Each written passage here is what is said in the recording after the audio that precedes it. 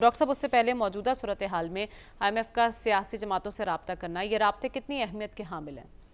मेरा ख़्याल ये है कि IMF को पाकिस्तान की मौजूदा सियासी हकीकतों का पूरा एहसास नहीं है और ना ही उनको ये अंदाज़ा है कि हमारी अब सियासत किस रुख में जा रही है, क्योंकि मौजूदा कॉन्टेक्स्ट के अंदर और जिस रुख में हमारी सियासत ने अब जाना है, पार्टियों से मिलने की ज़रूरत नहीं थी।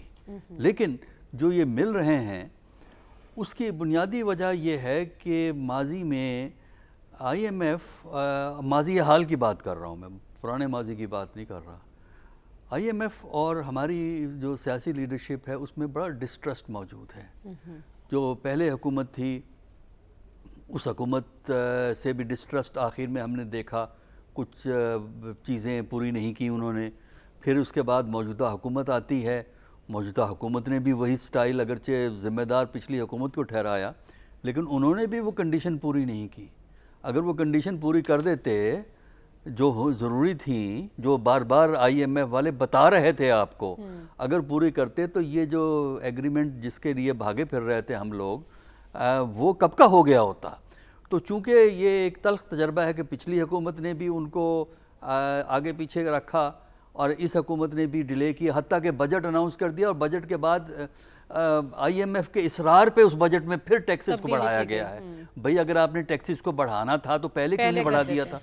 तो उसकी वजह से मेरा ख्याल है ये कोशिश कर रहे हैं, क्योंकि ट्रांजिशन का पीरियड है पाकिस्तान के अंदर, उसके लिए उनकी कोशिश है कि वो इनसे जो है गुफ्तगू करें कि कमिटमेंट दें।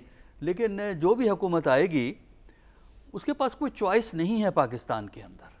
वो इसलिए चॉइस नहीं है कि आपकी इक्तिसादी सूरत हाल ऐसी है कि वो फौरी तौर पे दुरुस्त नहीं हो सकती, उसमें चंद साल लगेंगे। अगर आपने कुछ फैसले कर लिए, बाकी प्लान बनाया, प्लानों की हम बड़ी बातें करते हैं, असल प्लान नहीं होता, वो नफाज किस तरह होता है, किस अंदाज में उसको इम्प्लीमेंट करते हैं, उसके लिए रिसोर्स मोबिलाइजेशन क्या है, फिर गवर्नेंस क्या है, किस तरह हुकूमत आप करते हैं, फिर आपकी सियासी सूरत हाल क्या है, लोगों नफ्सा नफसी क्या है। जब तक आप पूरे उस कॉन्टेक्स्ट को सामने न रखें जिसके अंदर इक्तिसादियात के फैसले होते हैं, तब बात है। मसलन फैसले क्या, आपको फैसले ये करने हैं कि टैक्स नेट को बढ़ाना है। अब इसमें प्रॉब्लम हुकूमतों की हुकूमत ये होती है कि वो उनका वोटर जो है सपोर्ट बेस इरोड होता है। अच्छा, उसके बाद आप आ जाइए, आपके यहाँ बहुत से स्टेट एंटरप्राइज हैं जिनको डी नेशनलाइज करना है, लेकिन वो डी नेशनलाइज करना पाकिस्तान में एक सियासी मसला है। जो इस वक्त का रूलिंग कोalition है उसमें भी यूनिटी नहीं है इस पॉइंट के ऊपर कि किया जाए। हम अब ये नहीं कहते डी नेशनलाइज किया जाए, हम कहते हैं प्राइवेट पब्लिक पार्टनरशिप, वो उसका दूसरा नाम है।